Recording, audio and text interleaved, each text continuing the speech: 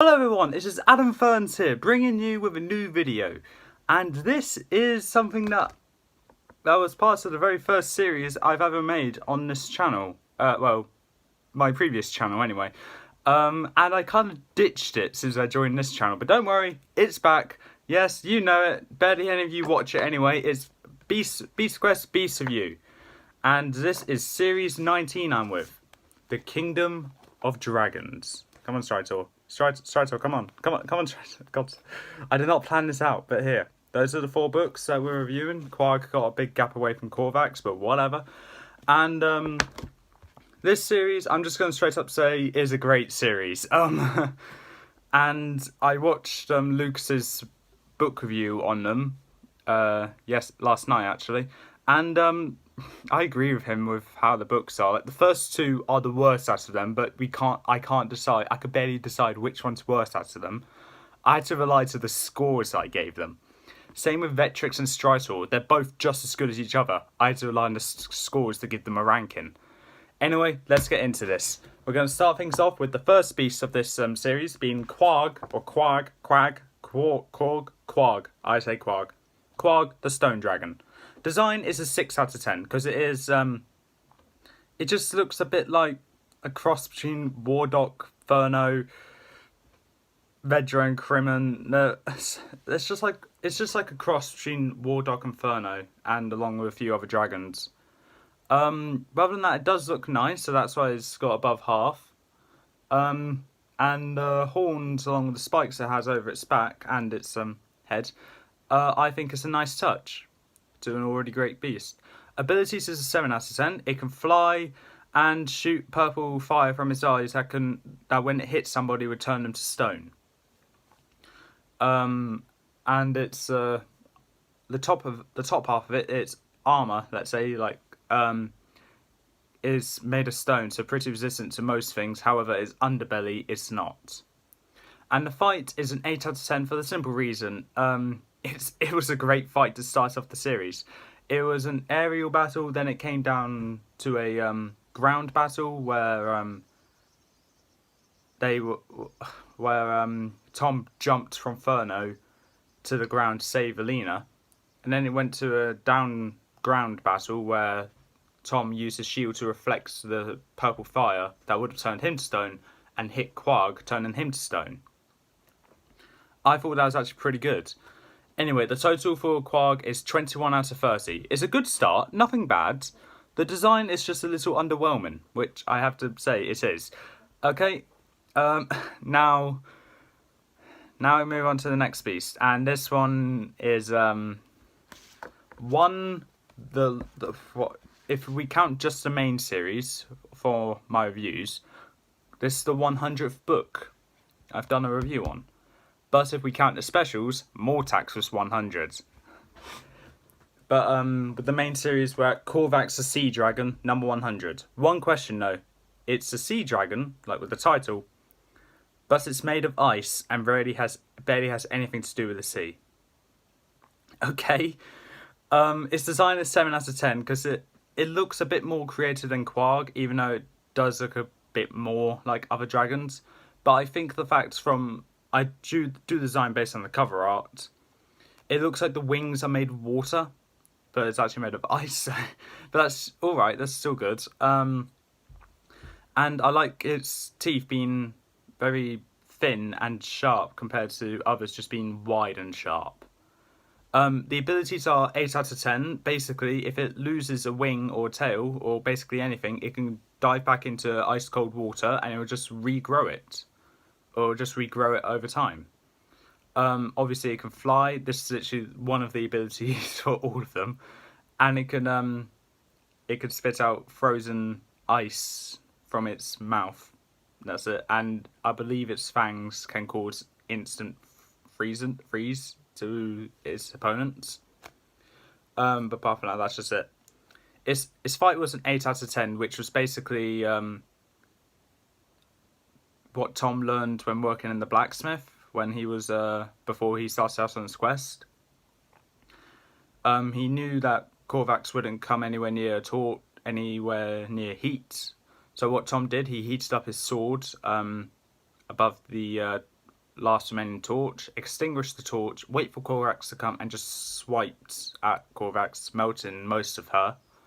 And then the entire Draconian village people, I don't know, and just relit a bunch of torches and just forced Korvax to melt, basically. And that was the end of Korvax.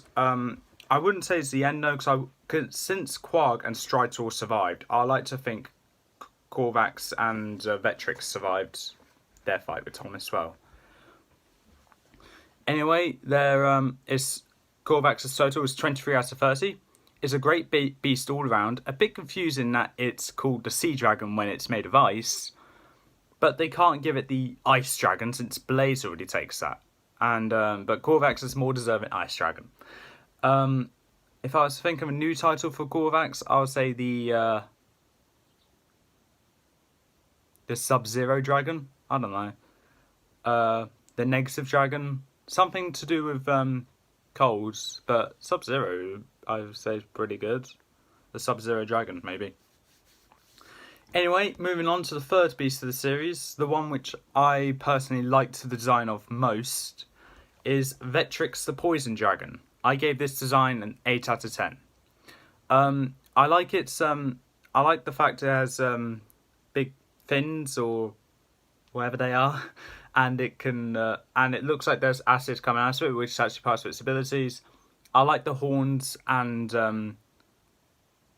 it does look it looks more like a generic dragon than Quag. I would say that, but I think what this has is the uniqueness with the colour and basically everything else of it with its abilities and all that.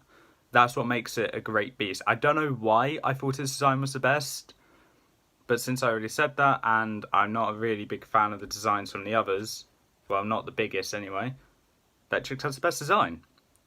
I think it has to be the horns and the fins, gills. No, they're not gills. He can't breathe underwater.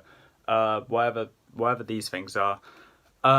The abilities for Vetrix is also an 8 out of 10. It can fly. Yeah, we've seen that before.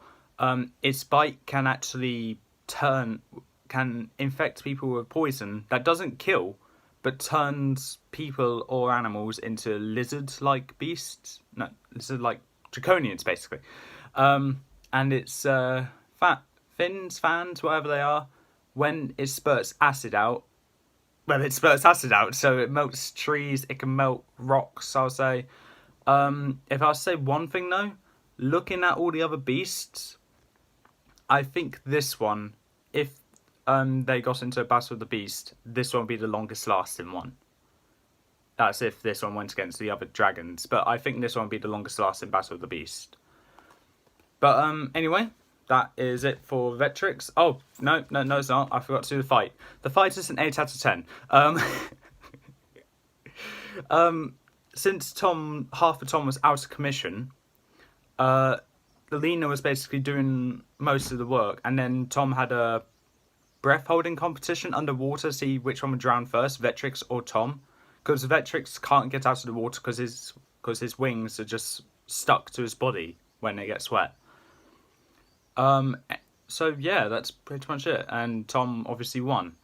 Moving on. No, God damn it. You can tell I haven't done this for a while. The total for Vetrix is 24 out of 30. It's the best so far, with a fight that made half of Tom unable to fight because he bit into Tom's arm with his bite, and he started turning into a draconian, and that made his arm weaker and unable to use it as good as he normally uses it. Anyway, moving on to the final beast of this series, we have Stritor the Skeleton Dragon. The design for Stritor is an 8 out of 10 because, honestly, when will you ever see a beast made of bone? Like 100% made of bones. So no skin, no flesh, just bones. So it's like, I like that a lot. Its abilities are a 9 out of 10. It can fly, okay. Spit fire from itself, okay. Yeah, seen them before. If he gets dissembled, he can reassemble himself back together. Unique ability, very unique ability, and if he thinks the time is right, he can call on the power of skeletons to come back to life into the original animal or human they were, and basically he has an army. He can summon an army. So yeah, two of those abilities are ones we have not actually seen before, and that's why I gave Stritor's abilities a 9. And for the fight, it was a 9. The first fight, the first part of the fight was a bit anticlimactic and very disappointing. Lucas said that in his review as well. He was like, if that was the only fight, I'll be so annoyed. Because it lasted, I would say it lasted around the same length as Nanook's fight, which was 1 chapter. But then as the book went on, it went on to Jezrin losing his powers and then getting burnt to a crisp. He's probably going to live though, because, well, Kenza survives. Malval is going to survive, most likely anyway. It's kind of a good hint to what the name of the next series is anyway. And it keeps going on to where Tom went inside Stritor, which isn't very hard, and just used his shield with Furno's token to just make Stritor explode, basically. Which was a way to defeat the beast, but the beast didn't die. So this thing can't die. So that's another thing that we haven't seen before for abilities. But I have thought of a way in which Stritor can die in Battle of the Beast, so don't worry. He may not win. But the fight was a 9 just because it was unexpected for the last half of the book. And it was a good last half of the book. The total for Stritor was 26 out of 30. It's an excellent finale, nearly a perfect beast, with amazing fights and abilities. The only thing pulling it back was its design, but there's nothing really bad about its design that it can improve on. I just like my beast with design-wise with, I don't know, with flesh, maybe? The total for designs is 29 out of 40. I love all these designs, but they are kind of repetitive. But the better designs come out towards the end of the series. The abilities I gave 32 out of 40. Great abilities all around, some repeated, but each have a unique ability boosting it up, which we have not seen before. Quag's laser eyes, Korvax being able to regrow her limbs. Vetrix with the fan acid thing, which we have saw on other beasts, but not on a dragon. And also Spike can turn people into draconians, which won't really help much with Battle of the Beasts. But it can make them weaker, so it might help. I'm not sure. This is the first time I talk about Battle of the Beasts in a review. And Stritor's was rebuilding himself and also summoning an entire army.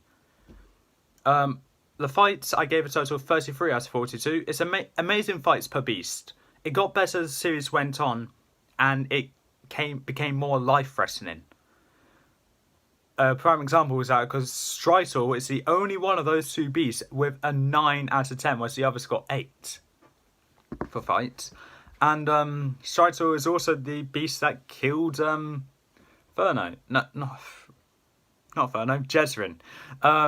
It's always the dragons though, because Furno killed Malval, Vedra or Crimon, or maybe Furno killed Kenza. I can't remember, it was ages ago. And now Stritor killed Jezrin. So who's going to kill Sampeo?